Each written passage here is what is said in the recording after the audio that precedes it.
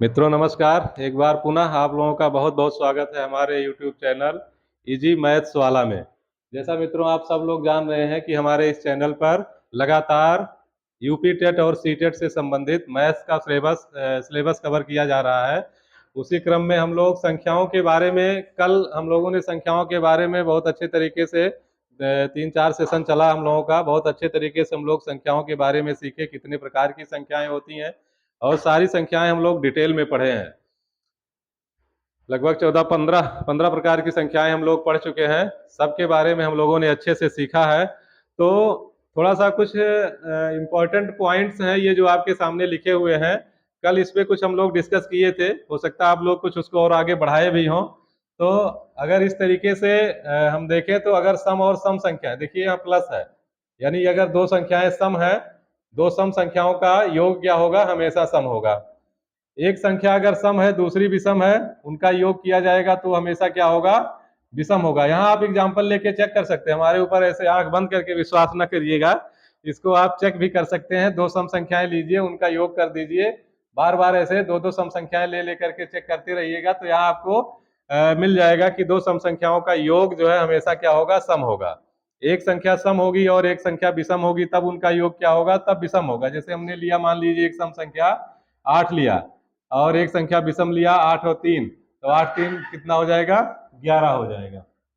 इसी तरीके से अगर हम दो विषम संख्याएं ले लें तो दो विषम संख्याओं का योग कितना होगा? हमेशा सम होगा। जैसे मान लीजिए 5 और 7 हो गया, तो 7 5 12 हो गया। इस तरीके से ये हो गया प्लस का। इतना तो हमने प्लस का कर लिया। दो सम संख्याएं, एक सम एक विषम और दोनों विषम, ठीक है ना।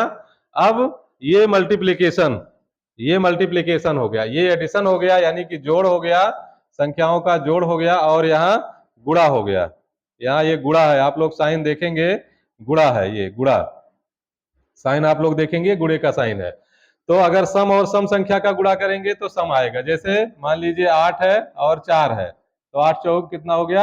32 हो गया। इस तरीके से और भी एग्जाम्पल लेके आप चेक कर सकते हैं। एक संख्या सम है और दूसरी विषम है, यानी मान लीजिए 8 है और दूसरी विषम है, मान लीजिए 5 है, तो 8 पंचे 40 हो गया। ये क्या हो गया?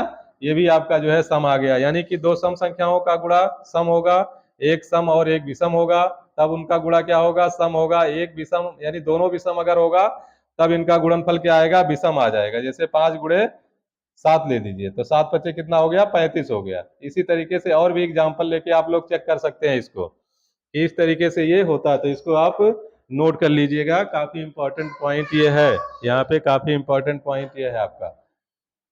कुछ सवाल हम लोग यहाँ पर लेते हैं जो बनते हैं, चाहे वो पेपर 1 हो यानी प्राइमरी स्तर का हो, चाहे सेकेंडरी या जूनियर स्तर का हो, सेकंड पेपर हो, तो इस तरीके का सवाल बनता है। तो क्या सम संख्याएं ऋणात्मक भी हो सकती हैं? इस तरीके से ऑप्शन आएगा, सम संख्याएं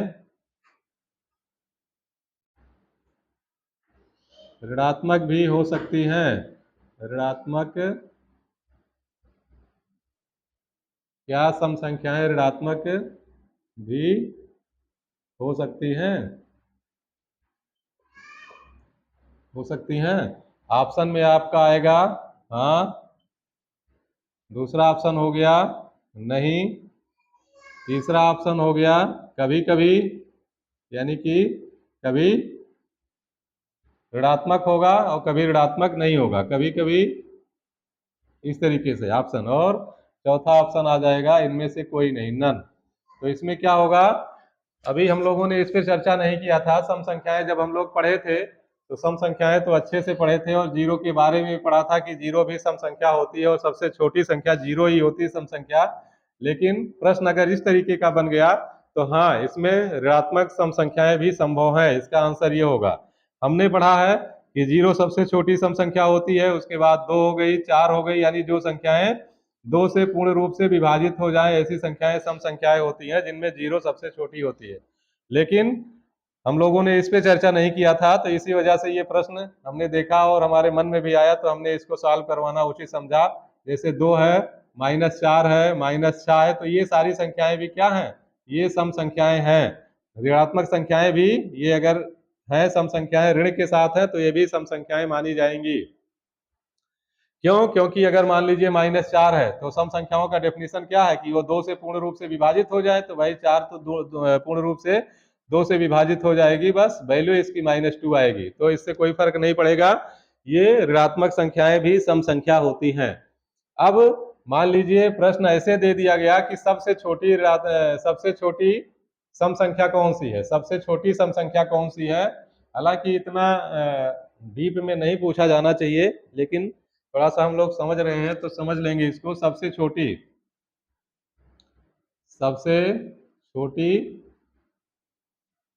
सम संख्या। अब मान लीजिए यहाँ ऑप्शन आपको दे दिया गया, पहला ऑप्शन दे दिया गया 0, दूसरा ऑप्शन दे दिया गया -4, तीसरा ऑप्शन दे दिया गया -2 और 2 दे दिया गया। मान लीजिए चौथा ऑप्शन उतना वैल्यूएबल नहीं, मान लीजिए 2 दे दिया गया, ठीक है ना। तो सबसे छोटी सम संख्या, अब यहाँ हम लोगों ने क्या पढ़ा है, सबसे छोटी सम संख्या 0 होती है। ये जो हम लोगों के लेवल का है, जो प्राइमरी स्तर का है, जो हम लोग बच्चों को पढ़ाते हैं, तो उसमें तो भाई यही है कि सबसे छोटी संख्या क्या है, 0 ही है। सबसे छोटी सम संख्या कौन सी है, 0 है। लेकिन थोड़ा सा डिटेल में जाएंगे और डीपली थोड़ा सा हम लोग अध्ययन करेंगे, या थोड़ा हायर क्लास की बात करेंगे, तो सबसे छोटी सम संख्या -4 होगा। क्यों? क्योंकि हम जान रहे हैं कि ऋणात्मक संख्याओं का मान 0 से भी कम होता है। अगर संख्या लाइन जैसा कि हम लोगों ने पढ़ा था, 0 हो गया, यहाँ -2 हो गया, -4 हो गया, इस तरीके से -6 हो गया, तो 0 से कम वैल्यू किसकी है, -2 की। -2 से भी कम वैल्यू किसकी है, -4 की। ये भले ही संख्या बड़ी है लेकिन माइनस के साथ है तो कम वैल्यू, यानी जैसे जैसे हम ऋणात्मक की तरफ, इधर -इन्फिनिटी की तरफ बढ़ते जाएंगे, तो संख्याओं की वैल्यू क्या है, कम होती जाएगी, ऋण लगता हुआ जाएगा। और जैसे जैसे इधर बढ़ेंगे बढ़ेंगे तो वो संख्याएं बढ़ती जाएंगी, क्योंकि वो पॉजिटिव वैल्यू शो करती हैं। तो अब यहाँ हमारे हिसाब से तो ऑप्शन ये होना चाहिए कि सबसे छोटी सम संख्या कौन सी है, इन दिए गए ऑप्शंस में सबसे छोटी सम संख्या कौन सी है, -4, वो इस हिसाब से। हालांकि ऐसे क्वेश्चन बनना नहीं चाहिए, लेकिन अगर बना दिया गया तो यहाँ कंफ्यूजन बिल्कुल नहीं होना चाहिए आप लोगों को। आप लोग इसको बहुत अच्छे तरीके से कर ले जाएंगे, मुझे पूरा विश्वास है। अब ऐसे ही हम विषम संख्याओं के बारे में जान लेते हैं। विषम संख्या भी हमारी क्या है, जैसे हम लोगों ने पढ़ा है कि विषम संख्या 1 है, 3 है, 5 है, 7 है, 9 है, इस तरीके से ये हमारी संख्याएं कौन सी हैं, विषम है।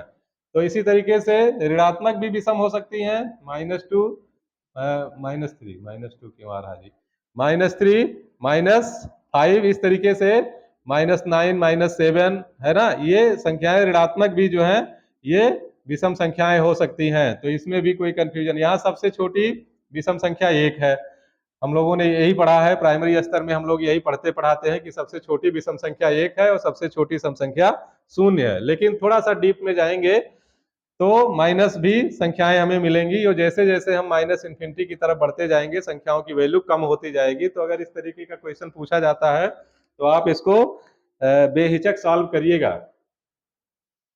तो ये हो गया। अब कुछ क्वेश्चन और भी हमारे पास हैं। कल के सेशन में, शायद या परसों के सेशन में हम लोगों ने डिस्कस किया था, कुछ क्वेश्चन हम लोगों ने डिस्कस किया था। कुछ क्वेश्चन हमारे पास है, जैसे मान लीजिए -7 के बारे में हम लोगों ने चर्चा कर लिया था। -7 है, मैं मान लीजिए ऐसे क्वेश्चन है, -7 है, इस तरीके से। -7 क्या है, ऋणात्मक पूर्णांक है, ऋणात्मक पूर्णांक, ये पहला ऑप्शन आपका हो गया। दूसरा ऑप्शन हो गया ऋणात्मक अभाज्य संख्या, ऋणात्मक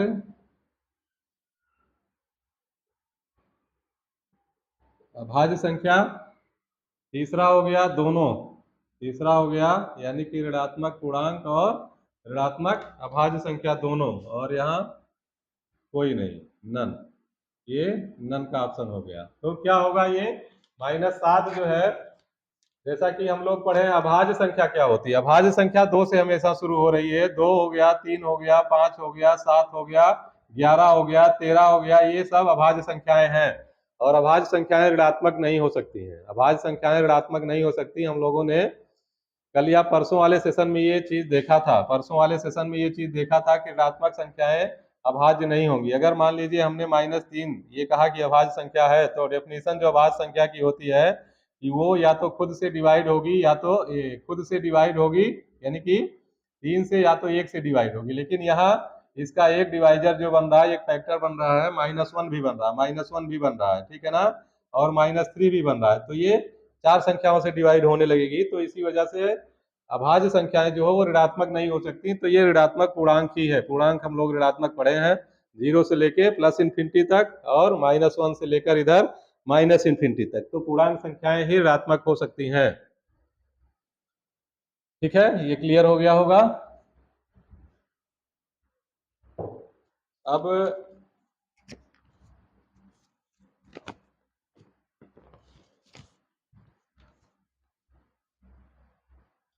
मान लीजिए 3 + √3 है, इसको थोड़ा सा आप लोग नोट कर लीजिएगा। 3 + √3 या 3√3, 3√3 या 5 - √3, इस तरीके की अगर संख्याएं हैं तो ये हम देख रहे हैं कि ये हमारी पूर्ण संख्याएं, पूर्णांक संख्याएं हैं। और यहाँ पर क्या है, यहाँ पर है आपकी अपरिमेय संख्या। ये सारी जो रूट में है ये अपरिमेय, मान लीजिए √2 है, यहाँ पे अपरिमेय संख्याएं हैं। तो इस तरीके से अगर कोई संयोजन बनता है पूर्ण संख्याओं का, पूर्ण संख्याएं या पूर्णांक संख्याएं कह लीजिए, है ना, तो इसका यानी कि ये पूर्ण संख्या हो गई और आपका ये जो है अपरिमेय संख्या हो गई। परिमेय संख्या और अपरिमेय ऐसे कह लीजिए। परिमेय संख्या और अपरिमेय संख्या अगर इन दोनों का हम सम करेंगे तो हमेशा क्या आएगा, अपरिमेय आएगा। अपरिमेय हमेशा ये क्या आएगा, अपरिमेय। ये हमेशा क्या आएगा, अपरिमेय। मल्टीप्लाई है, एक परिमेय संख्या और दूसरी अपरिमेय संख्या, दोनों का मल्टीप्लीकेशन क्या आएगा, अपरिमेय आएगा, अपरिमेय। तो और यहाँ अगर इनका अंतर है, इस तरीके से अंतर भी है, चाहे अपरिमेय संख्या में से परिमेय संख्या घटाई जा रही है, चाहे परिमेय से अपरिमेय, तो यहाँ भी क्या आएगा, यहाँ भी अपरिमेय आएगा। तो ये थोड़ा सा आप लोग ध्यान रखिएगा इसको। 1/√3 हो गया, 1/√3 ये भी आपका क्या होगा, अपरिमेय होगा। तो अगर इस तरीके से कुछ यहाँ से रिलेटेड क्वेश्चन आता है तो इसको भी आप लोग अच्छे से सॉल्व कर ले जाएंगे। अब सहअभाज्य संख्याओं का महत्तम समापवर्तक क्या होता है, सहअभाज्य संख्याएं, सहअभाज्य संख्याएं,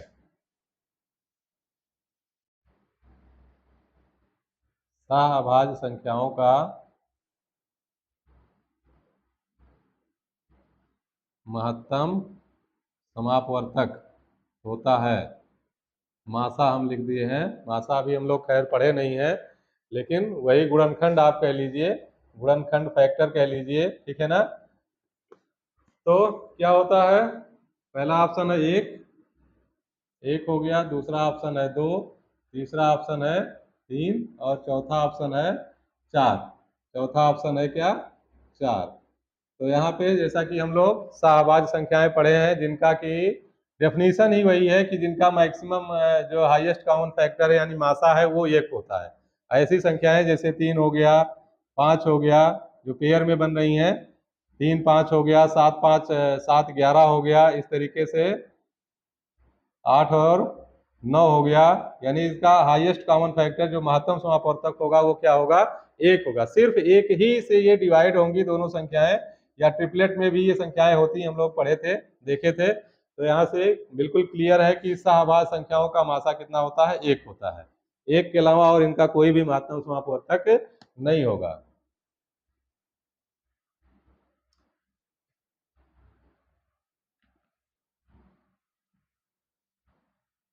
अब हम लोग थोड़ा सा देखेंगे, कुछ प्रश्न इस तरीके से बनते हैं जो बहुत ही ज्यादा इंपॉर्टेंट है। जैसे प्रथम n प्राकृतिक संख्याओं का योगफल, प्रथम n प्राकृतिक संख्याओं का योगफल हम लोग अगर देखें, जैसे मान लीजिए हमसे पूछ लिया गया इस तरीके से 1 + 2 + 3 + 4 + 5 + 6 + 7 + 8 + 9 + 10, इस तरीके से, यानी कि प्रथम 10 प्राकृतिक संख्याओं का योगफल पूछ लिया गया। तो ठीक है, ये तो थोड़ा सा छोटा है, यहाँ हम प्लस करके निकाल लेंगे। लेकिन अगर प्रथम 20 प्राकृतिक संख्याओं का योगफल पूछ लिया गया, या प्रथम 50 प्राकृतिक संख्याओं का योगफल पूछ लिया गया, या प्रथम 100 प्राकृतिक संख्याओं का योगफल पूछ लिया गया, तो ये थोड़ा सा हमारे लिए मुश्किल काम हो जाएगा। तो इसके लिए एक फार्मूला बना है वो फार्मूला आपको हम बता दे रहे हैं और उसको वैल्यू रख के हम लोग समझ भी लेंगे। तो क्या होता है, प्रथम n प्राकृतिक संख्याओं का योगफल, प्रथम n। अब n की जगह पे 10, 20, 30, 40, 50, 100, 200 कुछ भी हो सकता है। प्रथम n प्राकृतिक संख्याओं का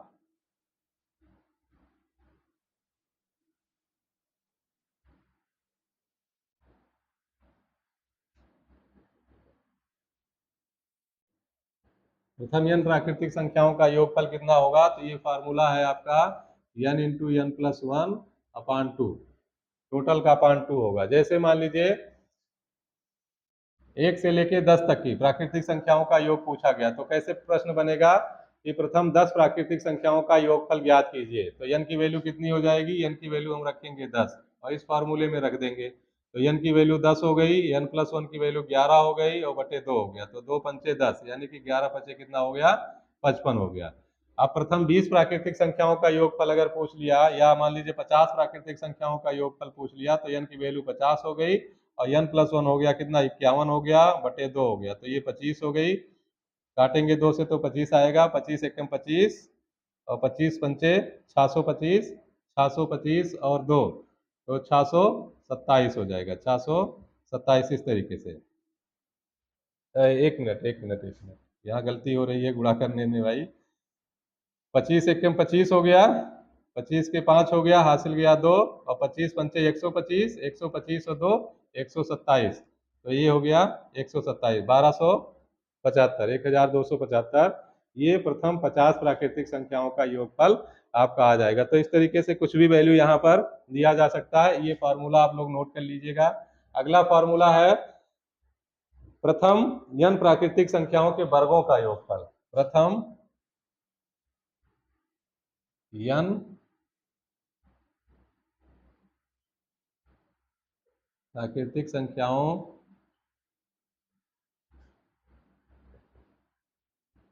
के वर्गों का योगफल।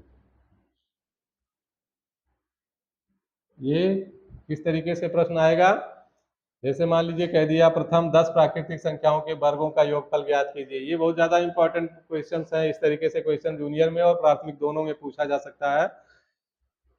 मान लीजिए पूछ लिया गया प्रथम 20 प्राकृतिक संख्याओं के वर्गों का योगफल क्या होगा, या सीधे सीधे ऐसे कह दिया 1 का स्क्वायर प्लस 2 का वर्ग प्लस 3 का वर्ग प्लस 4 का वर्ग प्लस 5 का वर्ग, तो इसका सम कितना होगा, या ये प्लस प्लस करके ऐसे, और मान लीजिए कह दिया गया 50 का वर्ग या 10 का वर्ग 100 का वर्ग, इस तरीके से इसने कह दिया, तो हम कैसे वैल्यू इसकी निकालेंगे। तो यहाँ एक फार्मूला होता है n into N plus one into two N plus one upon six, n into N plus one into two N plus one upon ये 6 हो गया।